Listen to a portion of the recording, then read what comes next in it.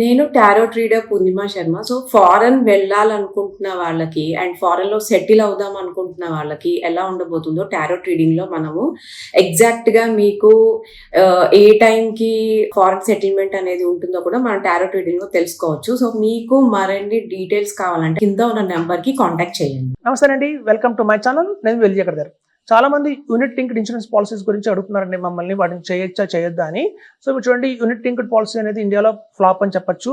ఎందుకంటే ఎప్పుడు చూడండి, ఒక ఇన్సూరెన్స్ని ఒక ఇన్వెస్ట్మెంట్ని రెండింటిని కలిపి తీసుకోకూడదు. మనకి యూనిట్ పాలసీలో ఉండేది అదేనండి. మేజర్గా చూస్తే మనకి ఏదైనా ఇన్సూరెన్స్ కవరేజ్ ఎలా ఉంటుందంటే, మీరు సంవత్సరానికి ఎంతైతే ప్రీమియం కడుతున్నారో అది 10 times of the risk coverage మనకి ఇవ్వడం జరుగుతుంది.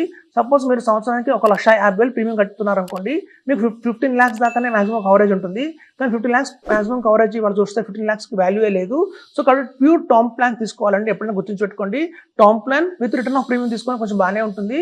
సో ఇన్సూరెన్స్ అనగానే టర్మ్ ప్లాన్, అలాగే ఇన్వెస్ట్మెంట్ అనగానే ఒకవేళ కనుక మీరు యూలిప్ ద్వారా ఒక కంపెనీకి ఏదైనా ఒక కంపెనీకి ఇన్వెస్ట్మెంట్ చేస్తే మొత్తం ఇన్వెస్ట్మెంట్ మనం ఆ కంపెనీ హ్యాండిల్ చేస్తుంది.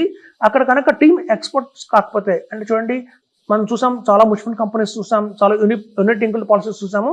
అక్కడ ఎక్స్పర్ట్స్ కనుక ప్రాపర్గా లేకపోతే ఆ కంపెనీలో మీ రిటర్న్స్ పెద్దగా రావండి, రిటర్న్స్ బాగా తగ్గిపోతాయి. సమ్ టైమ్స్ ఏంటంటే బెంచ్ మార్కింగ్ కూడా బీట్ చేయవు. మనం గతంలో చూసాం, యూలిప్ ప్లాన్స్ అనేది యూలిప్స్ అనేవి ఇండియాలో కొత్త కాదు, 2000 నుంచి కూడా మనకి ఇండియాలో అవైలబిలిటీలో ఉన్నాయి.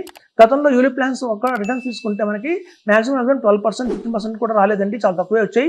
కొన్ని హార్డ్లీ 8% కూడా వచ్చినవి ఉన్నాయి. అదే కనుక మీరు 1,25,000, 1,50,000 కనుక ఒక్క యూలిప్ ప్లాన్లో ఒక ఇన్సూరెన్స్ కంపెనీకి ఇవ్వకుండా విడిగా మ్యూచువల్ ఫండ్స్ లో ఒక ఇన్వెస్ట్మెంట్ గా చేస్తే కనుక ఈ 1,50,000ని మనం డివైడ్ చేసి 5 కంపెనీస్కి ఇవ్వచ్చండి.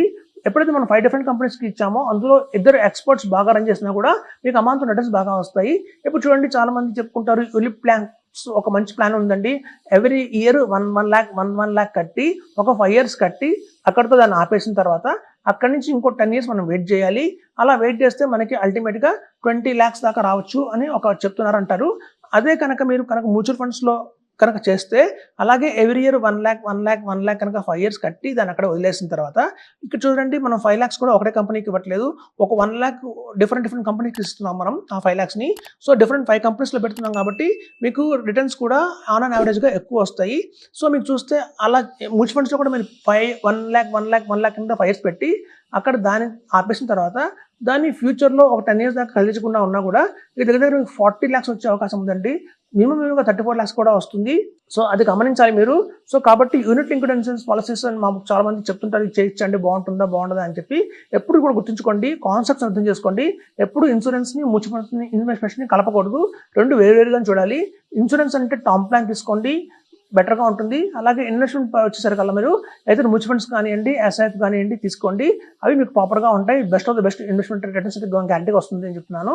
సో అదండి, ఎప్పుడు యూలిప్ ప్లాన్స్ అనేవి ఇండియాలో ఫ్లాప్ అయినాయి. గతంలో ఆల్రెడీ చాలా యూలిప్స్ వచ్చాయి ఇండియాలో, మార్కెట్లో ఉన్నంతగా ఇండెక్స్ని కూడా కొన్ని బీట్ చేయలేకపోయినాయి. సో అదండి, మనకి కేవలం రిస్క్ కవరేజ్ మాత్రమే ఉంటుంది. సో రిస్క్ కవరేజ్ కావాలంటే మనం టర్మ్ ప్లాన్స్ తీసుకోవచ్చు, తక్కువ ప్రీమియంలో ఎక్కువ కవరేజ్ అనేది వస్తుంది. అలాగే యాక్సిడెంటల్ ఇన్సూరెన్స్ కూడా బాగుంటుంది, అది కూడా ఒక రైటర్గా యాడ్ చేసుకోండి. సో ఇన్సూరెన్స్లో మనం term plan plus accidental insurance తీసుకోండి అంతే. వేరేజ్ మళ్ళీ ఆ బ్యాలెన్స్ అమౌంట్ ఏదైతే ఉందో అది ప్రాపర్గా మీరు ఎస్ఐపి రూపంలో కానివ్వండి, లేదా ఎవ్రీ ఇయర్ 1 lakh కానివ్వండి, అలా మ్యూచువల్ ఫండ్స్లో ఇన్వెస్ట్మెంట్ చేసినా కూడా మీకు అత్యధికంగా రిటర్న్స్ అయితే గ్యారంటీగా వస్తాయి. ఇక్కడ మనం ఒక డిపెండ్ అవ్వలేదు, మన ఒక కంపెనీ మీదే మన ఇన్వెస్ట్మెంట్ ఒక 5-6 కంపెనీస్ డివైడ్ అయింది కాబట్టి ఒక పర్ఫార్మెన్స్ చాలా బాగా చేస్తున్నా వాళ్ళు చేయలేకపోయినా ఆన్ అండ్ యావరేజ్గా మీకు గ్యారంటీగా ఎక్స్ట్రా రిటర్న్ అయితే గ్యారంటీగా వస్తుందండి. యూలిప్ కంటే కూడా ఎక్కువ వచ్చే అవకాశం చాలా ఉందని చెప్తున్నాను. Thank you.